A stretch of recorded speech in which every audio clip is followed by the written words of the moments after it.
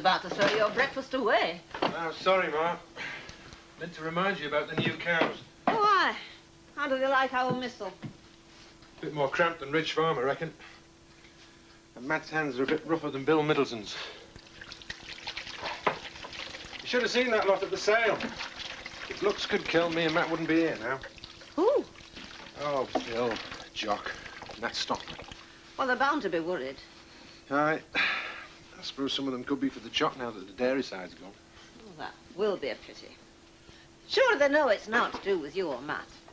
Well, people stop thinking straight when their livelihood's in jeopardy, Ma. From what I hear, you and Joe weren't thinking straight at the sale either. Not me. He always has to get that inside edge, doesn't he? Try and be that bit smarter. Time you grew up, the pair of you. What does he need a load of milk quotas for? Some of those small farmers could have been desperate for them. As I see it, Joe's done naught wrong. No? Have you asked him how he raised the buy-in price? Ah, he told me, morning of the sale. He has done it then. He's mortgaged Demdike. Well, that's great, isn't it? I don't want to talk about it anymore. What time does this show of yours begin? Sometime round 3. Dolly and me thought we might take a picnic.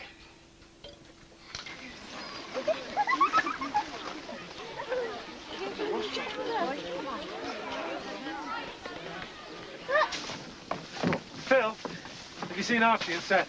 No, sorry, Jack. Jackie, have you seen them? No.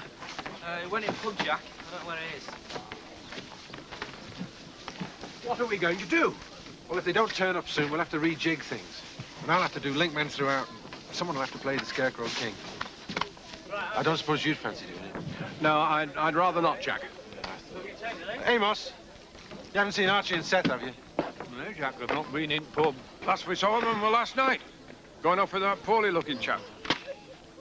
Gone absent, have they? Oh, well, that's no surprise. I mean, put your faith in leaky vessels and what you get? Emptiness. Yes.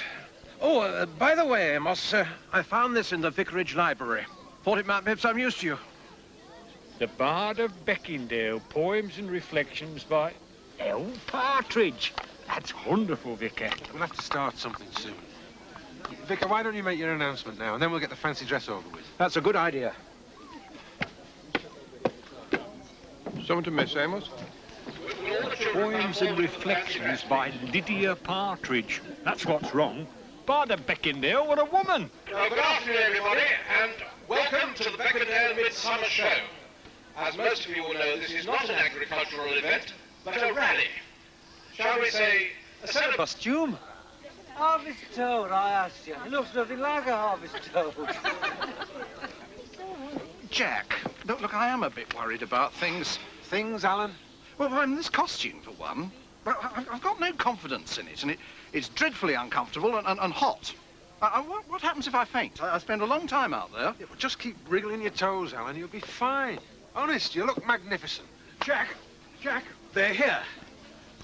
Where the devil have you been? At least, Mr. Turner, it were Archie's fault. How'd you get back? Call it an act of God. Yeah, look, never mind all this. Come on, Archie, get your costume on. Now, Seth, you get out there as soon as Amos is finished. I'll put him on to keep them happy. Amos! Amos!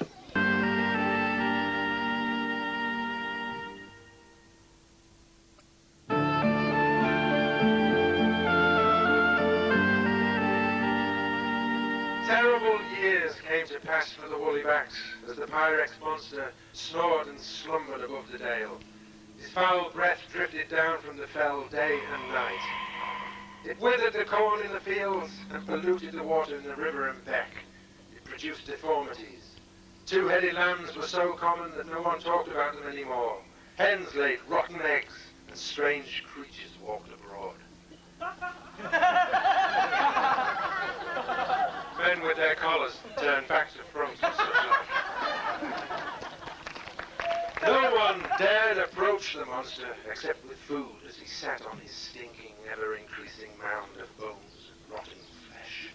His appetite each time he awoke was colossal, and all the starving Woolly-backs could do was cling to their strange old gods and symbols.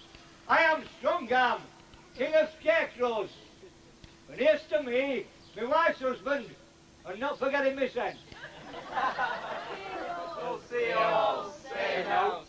Hey. You're not leaving, are you, Annie? I reckon I'll go for the walk. I'm stiffening up sitting here. Do you want me to come with you? No, it's all right. I just want to stretch my legs. Things got even worse for the tribe as time went on. The monster had eaten nearly all the livestock in the dale, and the men were driven to catching rats and moles and rabbits to keep their families alive. Even the beer at the Woollyback Inn ran out.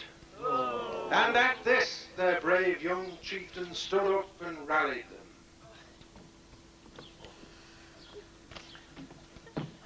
It's nae bloody horse, lads and lasses. We shall have to go on fire next, you great scut! All together, while we still got the strength. We can't, Jackie. No one can get near him. Even but just a tear drop down dead when they fly over close to him. We'll not at all be slain. I know what. We shall sing this ancient war song. See if that'll scare him off. Come on, lads, sing up. Jackie, dedicate. Oh, yes. We'd like to dedicate this ancient tribal war song to all them other groups up and down the country fighting the same monstrous plans. Yay! Where hast thou been since I saw thee? I saw thee on Pencross fell brains. Where hast thou been since I saw thee? I saw thee. Where hast thou been since I saw thee? On Pencross fell brains. On Pencross fell brains. That's the way things are at the moment, Chris.